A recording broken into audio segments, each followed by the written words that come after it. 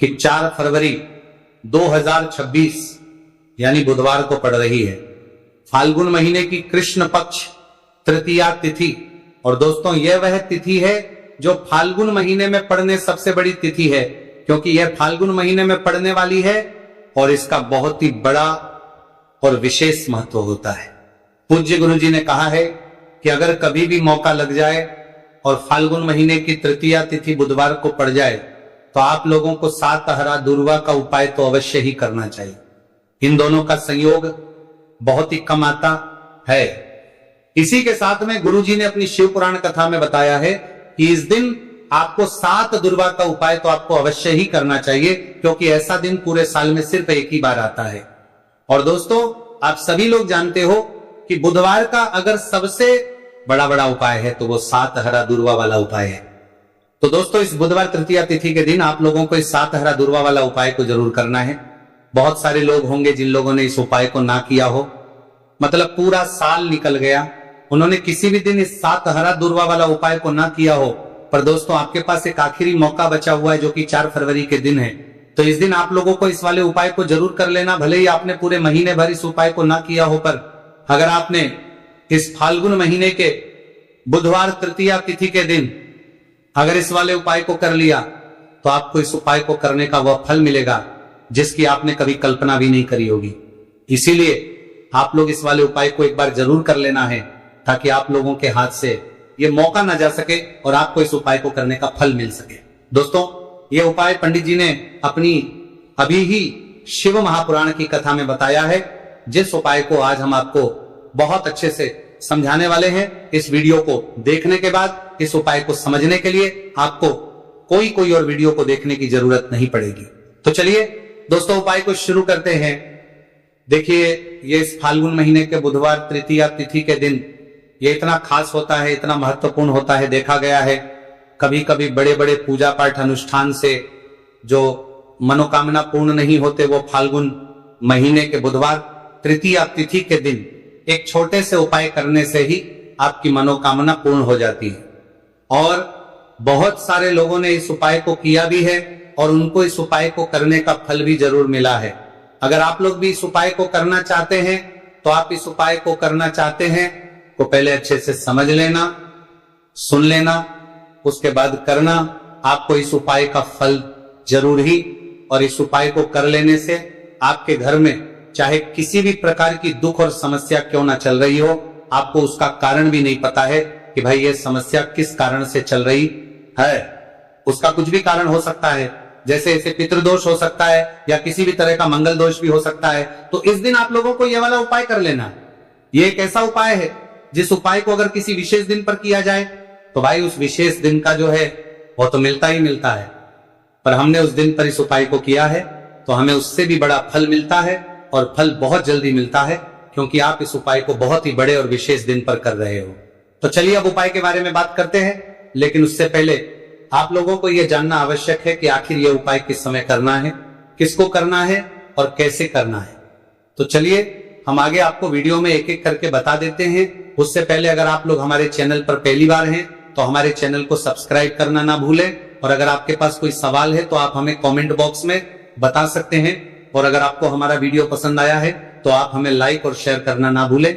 और अगर आपको हमारे चैनल की जानकारी चाहिए तो आप हमें फॉलो कर सकते हैं। और अगर आपके पास कोई प्रश्न है तो आप हमें कमेंट बॉक्स में बता सकते हैं। पहली बार आए हैं या फिर मेरी आवाज आज पहली बार सुन रहे हैं तो हमारे चैनल को सब्सक्राइब जरूर कर लेना, और इस वीडियो को करके कमेंट बॉक्स में श्री शिवाय नमस्तुभयम ओम नमः शिवाय जरूर टाइप कर देना। तो दोस्तों इस 7 दुर्वा वाला उपाय को हमें इस बुधवार तृतीया तिथि के दिन कैसे करना है, किसको करना है, किस समय करना है और कहां पर करना है, ये सारे सवालों के जवाब आपको इस वीडियो में मिल जाएंगे। और जो ये वीडियो देखेगा भाई उसको 7 हरा दुर्वा वाला उपाय जरूर करना चाहिए, क्योंकि इस दिन 7 दुर्वा का भी बहुत ही बड़ा और विशेष महत्व होता है। और जब बात आ जाए हरा दुर्वा की तो ये सोने पर सुहागा वाली बात हो जाती है, और ये एक बहुत ही बड़ा उपाय हो जाता है इस बुधवार तृतीया तिथि का। तो अब दोस्तों इस 7 हरा दुर्वा वाला उपाय को आखिर करना किसको है, सबसे पहले हम लोग वो बात जान लेते हैं। तो देखो घर की जो बड़ी माताएं बहनें होती हैं उन माताओं बहनों में से कोई भी एक बड़ी माता बहन इस वाले उपाय को कर सकती है। और दोस्तों, अगर आप चाहें तो अपने घर में से सभी सदस्यों भी इस उपाय को करवा सकते हैं। अगर किसी व्यक्ति की खुद की कोई मनोकामना है, खुद की कोई दुख और परेशानी है जो कि वो अपने लिए ही करना चाहता है, इस वाले उपाय को तो वो खुद अपने लिए भी कर सकता है। बाकी अगर कोई घर में से ऐसा है जो कि अपने पूरे घर परिवार की सुख और शांति के लिए ये वाला उपाय करना चाहता है, तो भाई वो भी कर में सकता है, उसमें भी कोई दिक्कत वाली बात नहीं है। कहने का मतलब यह है कि इस उपाय को हर सदस्य भी कर सकता है और पूरे घर परिवार के सदस्य के लिए घर की बड़ी माताओं बहनों में से कोई एक माता बहन भी कर सकती है। माताएं बहनें अगर घर में उपस्थित ना हो या वो ये वाला उपाय ना कर पा रही हो, तो फिर घर का कोई बड़ा सदस्य भी इस 7 हरा दूर्वा वाला उपाय को कर सकता है, चाहे फिर वो पुरुष ही क्यों ना हो, उसमें कोई भी दिक्कत वाली बात नहीं है। अब दोस्तों, जो अगला प्रश्न निकल कर आता है वो ये आता है इसको लेकर कि आखिर इस उपाय को हमें किस समय करना है, सुबह के समय करना है कि शाम के समय करना है। तो देखो, इस वाले उपाय को आप लोग सुबह के समय भी कर सकते हो और शाम के समय प्रदोष काल में भी कर सकते हो। अब अगर आप पूछो कि भाई सबसे उत्तम समय कौन सा रहेगा इस 7 हरा दूर्वा वाला उपाय को करने का, तो हम आपसे बस यही कहेंगे कि इस उपाय को आप सुबह के समय करेंगे तो ज्यादा बेहतर होगा। बाकी अगर प्रदोष काल के समय भी करेंगे तो भी अच्छा होगा, उसमें कोई भी दिक्कत वाली बात नहीं है। तो अब दोस्तों, जो अगली सबसे बड़ी और महत्वपूर्ण बात आती है वो ये आती है कि सुबह अगर हम उपाय को करेंगे तो हमें कितने बजे से लेकर कितने बजे तक के बीच में करना है, और शाम के समय प्रदोष काल में करेंगे तो हमें कितने बजे से लेकर कितने बजे के बीच में करना है। तो देखो, सुबह जितनी जल्दी हो सके आप उपाय को करने की कोशिश करना। बाकी अगर कारणवश लेट भी हो जाओ, थोड़ी देर भी हो जाए, तो 10 या 11 बजे तक भी आप उपाय कर लेना, पर 12 बजे से ज्यादा देरी ना हो, ठीक है, इस बात का ध्यान रखना। उसके बाद में दोस्तों, अगर शाम के समय प्रदोष काल की बात करें, प्रदोष काल का जो समय है होता है वो शाम के 6 बजे से शुरू हो जाता है। मतलब शाम के 6 बजे से लेकर शाम के 6 बजे से रात के 8 बजे के बीच का जो समय होता है, ये समय प्रदोष काल का समय होता है। तो इस उपाय को 7 या 8 बजे के बीच में भी कर सकते हो। मैं आप कभी भी इस वाले उपाय को कर सकते हो, उसमें कोई भी दिक्कत वाली बात नहीं है।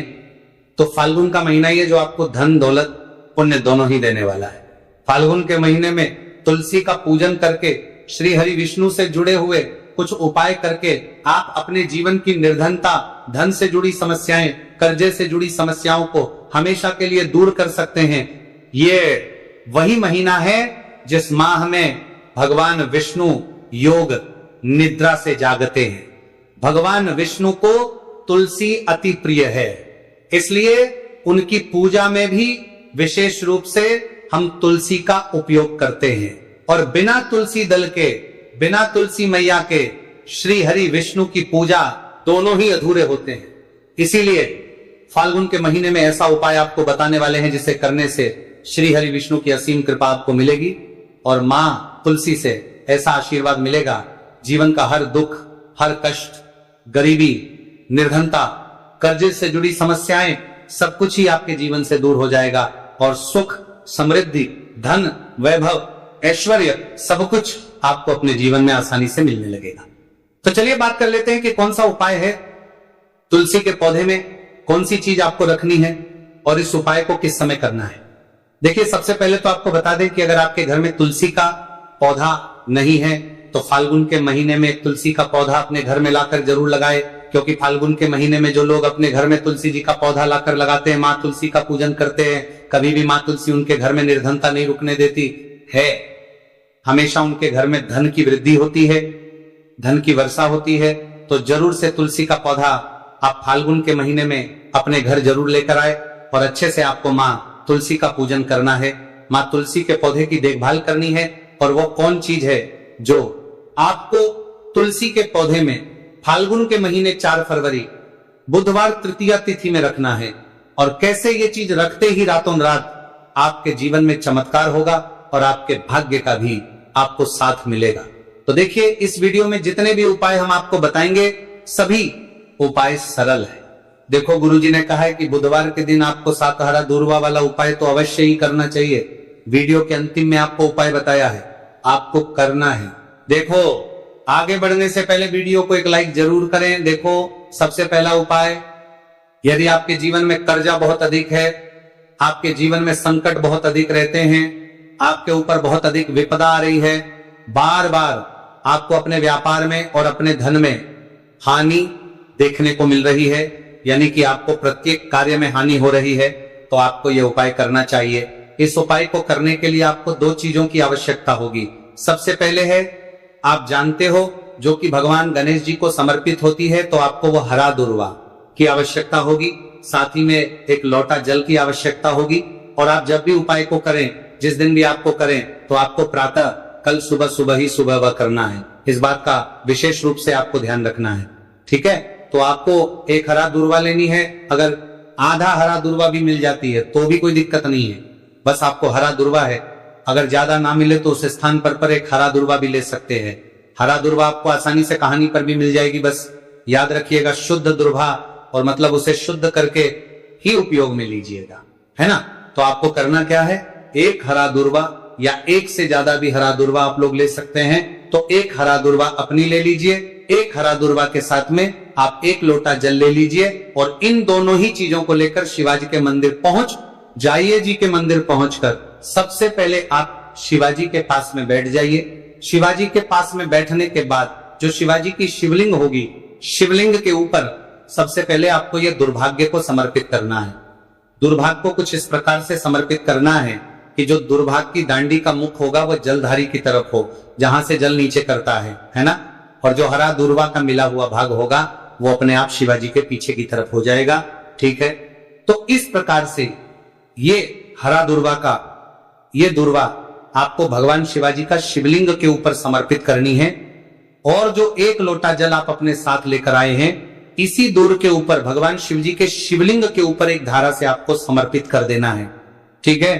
अब यहां पर देखने बात यह है कि यह उपाय इस व्यक्ति को करना है जिस व्यक्ति की नौकरी नहीं लग रही हो, जो व्यक्ति परीक्षा में पास होना चाहता हो, तो इस व्यक्ति को अपने हाथों से इस उपाय करना है, तभी उपाय कम करेगा, ठीक है। उपाय को करने के बाद आपको 3 महीने उपाय आपको कब तक करना है, जब तक कि आपकी नौकरी ना जाए। जब तक आप इस उपाय को नियम के साथ करो, आपकी नौकरी जरूर लगेगी। अब बात करते हैं दूसरे उपाय के बारे में। तो देखिए, दूसरे उपाय जो है, देखिए इस उपाय के लिए आपको मात्र 1 लौंग का जोड़ा लेना है, यानी कि 2 फूल वाली लौंग लेनी है। साथ में आपको मात्र थोड़ा सा शहद लेना होगा, और इसी के साथ में आपको तांबे के पात्र, अंदर शुद्ध जल लेना होगा। अब देखिए, इन सभी सामग्रियों को लेकर के आपको भगवान शिव के मंदिर में पहुंच जाना है। देखिए, ये उपाय आप सुबह से लेकर शाम तक कर सकते हैं। तो वह सबसे पहले तो आपके पास जो 2 फूल वाली लौंग हैं, उन्हें आपको शहद के अंदर अच्छे से डुबो है, यानी कि दोनों लौंग पर आपको अच्छे से शहद का लेपन कर देना है। अब आपको जो आपके पास एक लोटा जल है, सबसे पहले तो उसे शिवलिंग पर धीरे धीरे समर्पित करना है, और श्री शिवाय नमस्तु भयम इसका जाप करते हुए समर्पित कर देना है।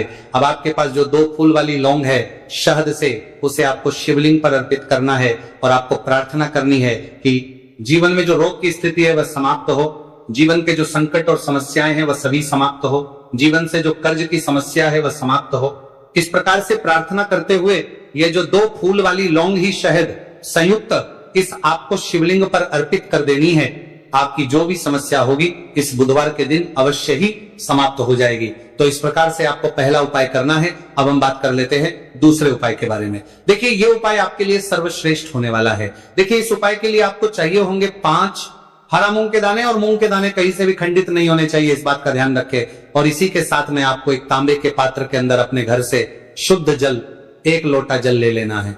अब दोस्तों, इन सभी सामग्रियों को लेकर के आपको सीधे पहुंच जाना है भगवान शिव के मंदिर में। देखिए, इस उपाय को भी आप सुबह भी कर सकते हैं और शाम के समय में भी कर सकते हैं। देखिए, भगवान शिव के मंदिर में पहुंचने के बाद आपके पास जो 5 हरे मूंग हैं, उनमें से पहला जो हरा मूंग है, आपको शिवलिंग के सामने जो नंदी महाराज होते हैं और उनका जो पैर उठा हुआ होता है, वहां पर आपको पहला हरा मूंग समर्पित करते हैं, और आपको श्री शिवाय नमस्तु भयम इसका जाप कर लेना है।